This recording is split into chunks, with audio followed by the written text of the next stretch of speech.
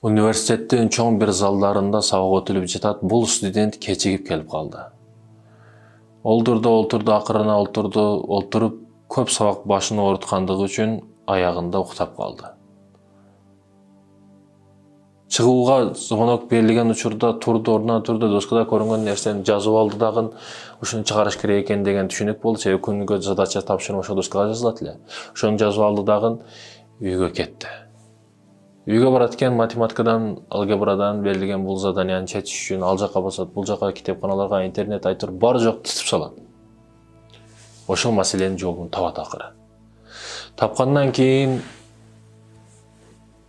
агайына келип, сабак учуруна кайра келип, элдерге, сабактарга, курсташтарынын алдында айтат: "Мен бир эле суроого жооп таптым, башка маселелерди чечишке убакыт болбоду."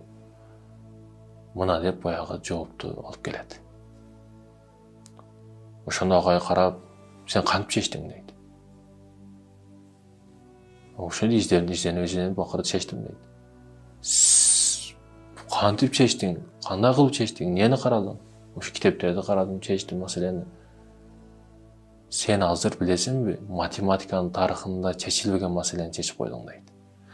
Алгебранын, математиканын тарыхында эч ким мен деген окумуштуулар чече албаган маселени чечип койду дейт да.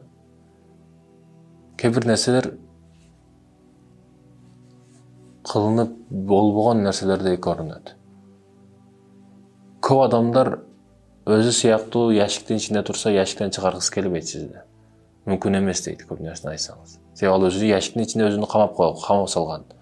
Ошо яшиктен башканы ачып кетишин каалабайт.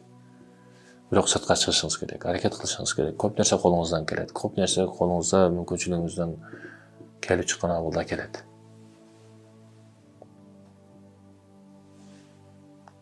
Себеби Аллах өзүнүн оюн адамдардын колу менен ишке ашырат да. Ал ой, ал идея сизге келет. Бирок сиз өзүңүз жалкоолук кылып кылбай коюшуңуз мүмкүн. Бул жерде Аллах зулум кылып жатабы сизге? Жок. Бирешендик, баардык нерсени бергиңиз келип атат, бирок өзүңүз качып жатасыз башка жака. Ошондуктан Аллахтан дуа кылып сураган учурда: "Аллахым, мага байлык бар, байлык бер" дей бербеңиз. "Аллахым, мага бул дүйнөдө акыретте жакшылыгын бер.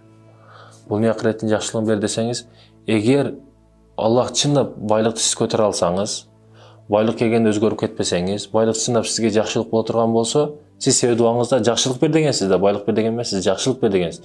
Эгер чындап байлык сиз үчүн жакшылык болсо, байлыкты берет Аллах. А эгер башыңызга бале боло турган болсо байлык, аны сизге бербейт. Демек, дуа кылганда: "Роббана атина фид дунья хасана", Аллахым, бул акырет жакшылыгын бер деп дуа кылыңыз.